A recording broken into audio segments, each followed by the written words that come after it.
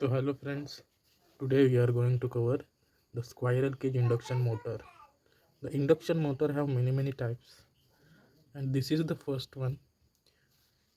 Due to its construction, it is named as Squirrel Cage. इसके construction की वजह से इसका नाम स्क्वायरल केज इंडक्शन मोटर रखा गया है। तो आपके सामने ये दो डायग्राम है, ये मैकेनिकल डायग्राम है और ये internal diagram. This is the external diagram, external appearance and this is internal. आज का वीडियो जो है वो इंग्लिश और हिंदी दोनों लैंग्वेजेस में होगा, तो बेटर अंडरस्टैंडिंग होगी। ठीक है, तो इसका हम नॉमेनक्लेचर अब देखते हैं। पहले जो है इससे हम बोलेंगे end ring. This is end ring, it is aluminium bar, it is aluminium bar. ये सपोर्ट प्रोवाइड करता है, इट प्रोवाइड्स द सपोर्ट।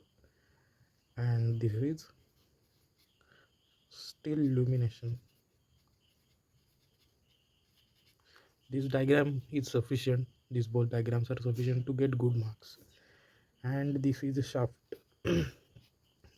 ये दो डायग्राम्स आपको निकालना है। nomenclature should be accurate. This is the external appearance. ये जो हमको मोटर दिखता है, वीडियो में आगे आप फोटो देखोगे तो आपको समझ में आ जाएगा कि ये स्क्वायरल केज मोटर क्यों होता है।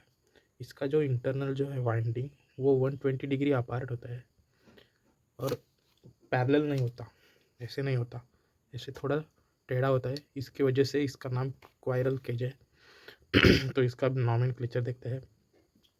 This is EMF rotor bar, electromagnetic force, this is stator core and this is stator frame. ये जो फ्रेम होता है वो सपोर्ट देने के लिए होता है। This is made only to give the support. So let's see the working of squirrel cage. So I hope that you have shown the video. जैसे कि मैंने बताया था स्क्वायरल केज कैसे बनता है, हमने डायग्राम में आपको दिखाया था। तो यह है 3D एनिमेशन। आप देख सकते कैसे वो रोटेट करता है, मैग्नेटिक फील्ड की वजह से शाफ्ट रोटेट करता है।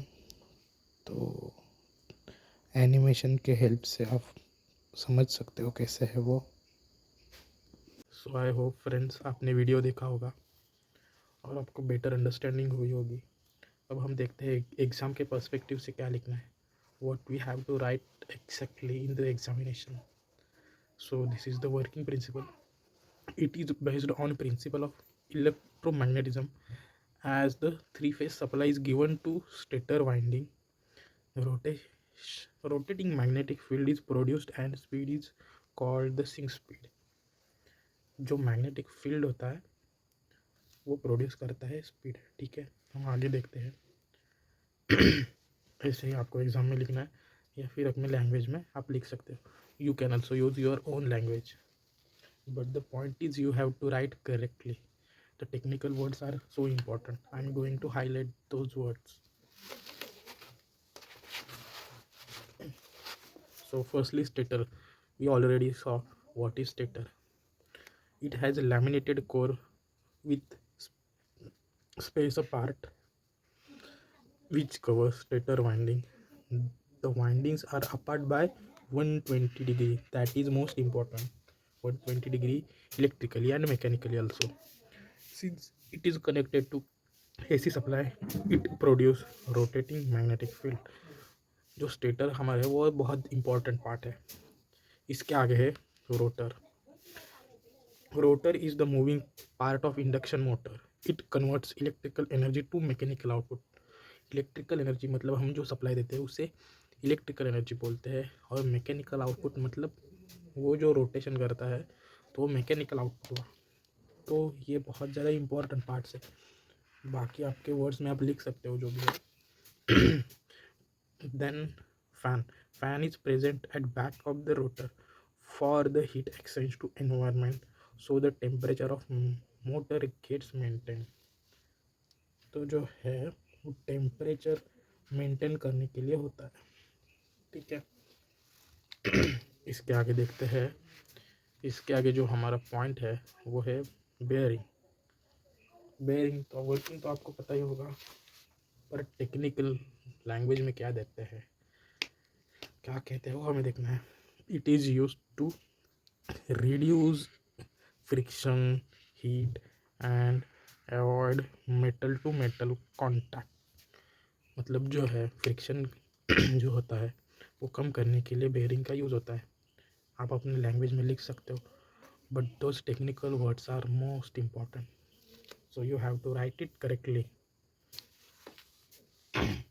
इसके आगे देखते हैं वर्किंग क्या है एग्जैक्टली, क्या लिखना है। इतने पॉइंट्स सफिशिएंट है। After 3-phase AC supply to stator winding, it produce magnetic field at synchronous field. Okay, then rotating field induced voltage in rotor bar causing current to flow and generate magnetic field. आपको तो समझ में ही आ गया होगा, पर ये technical language है। Stator and rotor creates torque causing rotor to follow rotating magnetic field.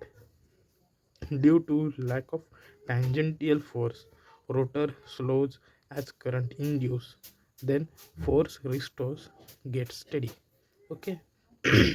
Rotor always runs slightly slower than synchronous speed. The difference is called as slip essential. Okay. तो हम स्लिप का जो concept है वो आगे देख लेंगे। अभी हम देखते हैं इसके टाइप्स क्या है। सिर्फ आप इतना लिखो तो भी सफिशिएंट है। Class A, class B, class C, class D, class E and class F. So these are the types of squirrel cage motors. Then there is another type also, which is ring, slip ring. We will see it later. But अभी हम इसके advantages, limitations देखते हैं क्या है, applications. Okay. So friends, these are the applications: pumps, fans, freezers, elevators, wind turbines and many more. पर ये जो है वो डेली में यूज़ होता है, so you have to write those. You can write 2 to 3. These are easy to remember, so I just mentioned those. So ये limitations है. Poor starting torque, मतलब जब मोटर स्टार्ट होती है तो पावर नहीं रहता ज़्यादा उसमें, स्लोली स्टार्ट होती है। फैन का आप ऑब्जर्व करो, एकदम से हाई स्पीड नहीं पकड़ता वो, स्टार्टिंग टॉर्क जो होता है स्लो होता है। So that's why poor starting torque, poor speed control. Constant speed applications के लिए ये ज़्यादा यूज़ होता है, तो आप ध्यान में रखिए। Starting process consumes the energy. So these are the limitations, and thank you very much.